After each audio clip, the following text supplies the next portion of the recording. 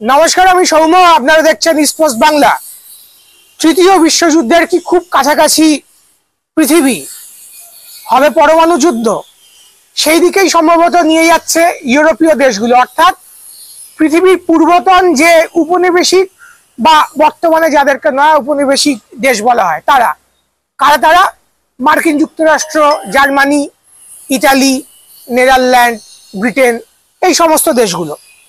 ঘটনা কি হয়েছে, বেশ কয়েকদিন ধরে আন্তর্জাতিক মিডিয়ায় একটা ঘটনা অত্যন্ত গুরুত্বের সাথে আলোচনা করা হচ্ছে। সেটা হচ্ছে যে ব্রাসেলস, অর্থাৎ ইউরোপীয় ইউনিয়নের যে রাজধানী ব্রাসেলস, সেই ব্রাসেলসে ইউরোপিয়ান পলিসি সেন্টারের একটি আলোচনা সভায় ন্যাটোর যিনি মিলিটারি কমিটির চেয়ারম্যান আছেন, সেই রব বাওয়ের, তিনি ইউরোপিয়ান ব্যবসায়ীদের বলেছেন যে যুদ্ধকালীন পরিস্থিতির কথা মাথায় রেখে, অর্থাৎ যুদ্ধ শুরু হয়ে যাবে এরকম একটা পরিস্থিতির কথা মাথায় রেখে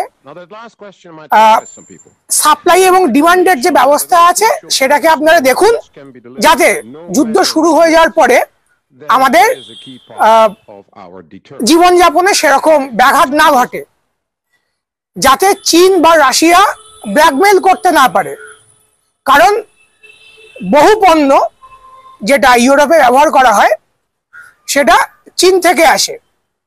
ঘটনাটা কি, এই রব বাওয়ের দাবি যে ইউরোপ বা ইউরোপীয় ইউনিয়ন তারা হয়তো রাশিয়া ইউরোপে হামলার আগেই তারাই রাশিয়াতে হামলা করতে পারে, এই আশঙ্কায় যে রাশিয়া তাদের ওপর হামলা করতে চলেছে। অর্থাৎ রাশিয়া হামলা করলেও না, এটা তারা ধরে নেবে যদি তাদের মনে হয় কোনো তথ্য থেকে যে রাশিয়া তাদের উপর হামলা করতে পারে, তার আগেই তারা রাশিয়াতে হামলা করে দেবে।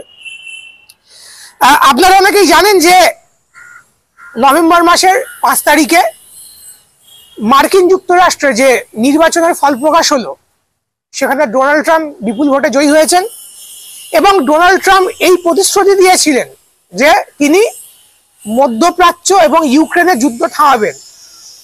ইউক্রেনকে মার্কিন যুক্তরাষ্ট্র যে সমর্থন দিয়ে আসে, যে পয়সা দিয়ে আসে, অস্ত্র দিয়ে আসে, সেটা তিনি আর দেবেন না, একটি শান্তি চুক্তিতে তিনি পৌঁছাবেন। এই প্রতিশ্রুতি দেওয়ার ফলেই মার্কিন ভোটাররা ব্যাপক পরিমাণে তাকে ভোট দিয়েছে। অনেকগুলো ইস্যুর মধ্যে এটাও একটা বড় ইস্যু ছিল। পরবর্তীকালে মার্কিন ভোটাররা যারা ট্রাম্পকে ভোট দিচ্ছে তারা এটা জানিয়েছে যে তারা যুদ্ধ চায় না। কিন্তু ঠিক তারপরেই জো বাইডেন যেটা করেছেন, ক্ষমতায় তিনি আর 2 মাস আছেন, জানুয়ারি মাসের 20 তারিখ অবধি, 2 মাসের কম। তখন তিনি ঘোষণা করে দেন ইউক্রেনকে মার্কিন যুক্তরাষ্ট্র যে মিসাইল দিয়েছে, দূরপাল্লার মিসাইল দিয়েছে, এই মিসাইলগুলো আগে ইউক্রেন ব্যবহার করতে পারত শুধুমাত্র ইউক্রেনের ভেতরে, এবার ইউক্রেন সেগুলোকে রাশিয়ার ভেতরে মারতে পারবে। অর্থাৎ যুদ্ধকে বাইডেন আরেকটু এগিয়ে দিতে চাইলেন। তারপরে ইউক্রেন সেই মিসাইল ব্যবহার করলো, রাশিয়া তার এয়ার ডিফেন্স সিস্টেম দিয়ে সেই মিসাইল আটকালো।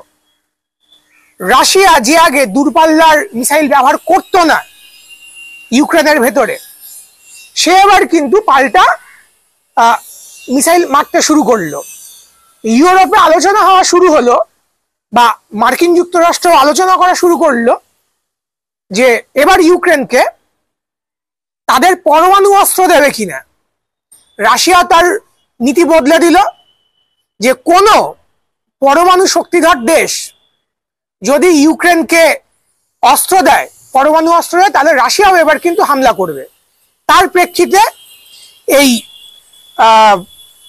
যে ন্যাটোর মিলিটারি কমিটির যিনি চেয়ারম্যান আছেন রব বাওয়ের, তিনি এবার বলছেন যে রাশিয়াতেই তারা আগে আক্রমণ করবেন। যদি রাশিয়া আক্রান্ত হয়, রাশিয়ার চারিপাশে যে ন্যাটোভুক্ত দেশগুলো আছে, 8টা দেশ দিয়ে ন্যাটো শুরু হয়েছিল, নর্থ আটলান্টিক ট্রিটি অর্গানাইজেশন, সেটা আজকে 32টা দেশে পৌঁছেছে। রাশিয়াকে যেইভাবে ঘিরে ধরেছে পৃথিবীর অন্যতম শক্তিশালী দেশগুলো, তাতে রাশিয়া হয়তো মরিয়া হয়ে পরমাণু অস্ত্র প্রয়োগ করতেও পারে।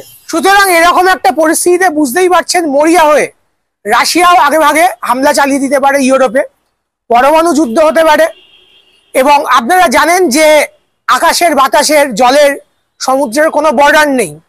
ফলে সেই পরমাণুর যে রেডিয়েশন, যে যুদ্ধ ইউরোপ আমেরিকা পুরো পৃথিবীতে ছড়িয়ে দিচ্ছে, সেখান থেকে কিন্তু ভারতও বাঁচবে না, সমুদ্রের মাছও বাঁচবে না, পাখিরাও বাঁচবে না। সুতরাং পুরো পৃথিবী একটি ধ্বংসের মুখে, ধ্বংসলীলার মুখে এগিয়ে যেতে পারে। অন্যদিকে যদি পরমাণু যুদ্ধ নাও হয়, যদি এটা বড় ধরনের যুদ্ধ হয়, সেক্ষেত্রে কিন্তু মনে রাখা উচিত যে আমাদের 40% তেল আসে রাশিয়া থেকে, আর একটা বড় অংশ তেল আসে বাকিটা মূলত মধ্যপ্রাচ্য থেকে। এবং মধ্যপ্রাচ্যেও কিন্তু যুদ্ধের পরিস্থিতি আছে, মার্কিনীদের সমর্থনে ইসরায়েল যুদ্ধ চালাচ্ছে। ইউরোপের ফ্রন্টে যদি যুদ্ধ শুরু হয়ে যায় রাশিয়ার সাথে ইউরোপীয় ইউনিয়নের, অন্যদিকে কিন্তু মধ্যপ্রাচ্য তখন চুপ থাকবে না, এই ফ্রন্টেও আরো ব্যাপকভাবে যুদ্ধ ছড়াবে। ফলে আমরাও সেই যুদ্ধ থেকে তার যে এফেক্ট, সেখান থেকে আমরাও বাদ যাব না। এই নিয়ে আপনার কি মতামত অবশ্যই আমাদেরকে কমেন্ট করে জানাবেন। ধন্যবাদ।